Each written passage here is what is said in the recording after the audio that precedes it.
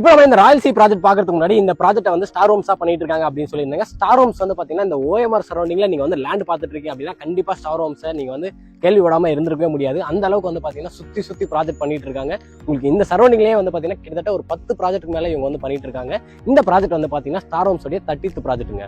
இப்போ நம்ம இந்த ஸ்டார் ஹோம்ஸ் உடைய ராயல் சி ப்ராஜெக்ட் பத்தி கம்ப்ளீட் டீடைல்ஸ் பாத்துருவோங்க. எக்ஸாக்டா இந்த ராயல் சி வந்து எங்க லொகேட் இருக்கு அப்படின்னு பாத்தீங்கன்னா நம்ம OMR ரோட்ல காலவாக்கத்துல தாங்க லொகேட் இருக்கு. 100 மீட்டர்ஸ்குள்ளேயே வந்து பாத்தீங்கன்னா நமக்கு ஒரு சூப்பரான ஒரு சைட்டை ஸ்டார் ஹோம்ஸ் வந்து கொடுத்துருக்காங்க. கேளம்பாக்கத்துல இருந்து ஜஸ்ட் ஒரு 5 கிலோமீட்டர்ஸ்ல தான் இந்த சைட் வந்து அமைஞ்சிருக்குங்க. திருப்போரூர் வந்து பாத்தீங்கன்னா ஜஸ்ட் ஒரு 2 கிலோமீட்டர்ஸ் தான். இப்போ இந்த ராயல் சி ப்ராஜெக்ட் வந்து பாத்தீங்கன்னா மொத்தம் 4 ஏக்கர்ல இவங்க பிரம்மாண்டமா ரெடி பண்ணிட்டு இருக்காங்க.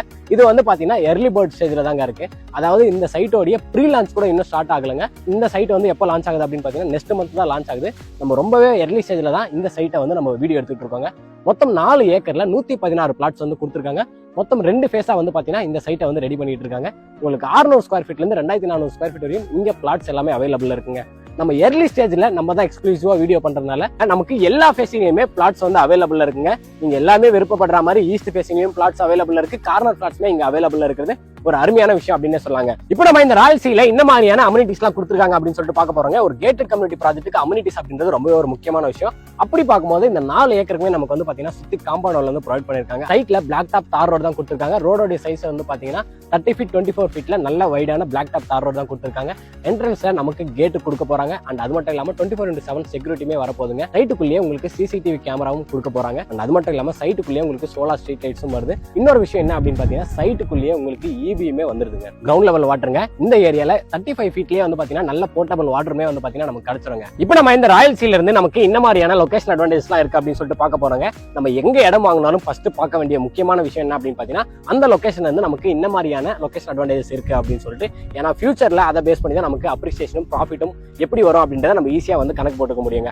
அப்படி பார்க்கும்போது இந்த ராயல் சீல இருந்து நமக்கு என்னென்ன மாதிரியான லொகேஷன் அட்வான்டேஜஸ் இருக்கு அப்படின்னு சொல்லிட்டு நான் ஒண்ணா சொல்றேன். ஃபர்ஸ்ட் ஒன் வந்து பாத்தீங்கன்னா நம்ம OMR ஆன் ரோட்ல இருந்து ஜஸ்ட் ஒரு 100 மீட்டர்ஸ்குள்ளேயே இருக்கிறது ஒரு சூப்பரான லொகேஷன் அட்வான்டேஜ் அப்படின்னு சொன்னாங்க. ஏன் அப்படின்னா நமக்கு கேளம்பாக்கத்துல இருந்து இந்த சைடு நமக்கு திருப்பூர் வரையுமே வந்து பாத்தீங்கன்னா 100 மீட்டர்ஸ்குள்ள எங்கேயுமே வந்து நமக்கு ஆன் ரோட்ல வந்து பாத்தீங்கன்னா சைட்டு கிடையவே கிடையாது.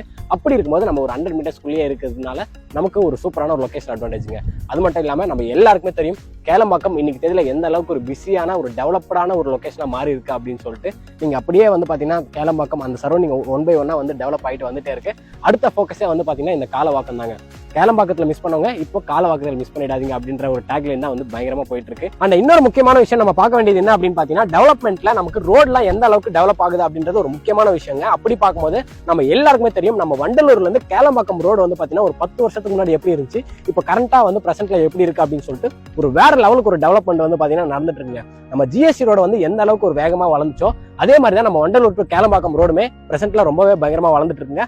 அடுத்த ஃபோக்கஸே வந்து பாத்தீங்கன்னா நம்ம கேளம்பாக்கம் டு திருப்பூர் ரோடு தாங்க. அப்படி இருக்கும்போது நம்ம மிடில் இருக்கிறதுனால கண்டிப்பா நம்ம சைட்டுமே வந்து பாத்தீங்கன்னா ஒரு பயங்கரமான அப்ரிசியேஷன் கொடுக்குற மாதிரி தான் வந்து பாத்தீங்கன்னா இருக்குங்க. இன்னொரு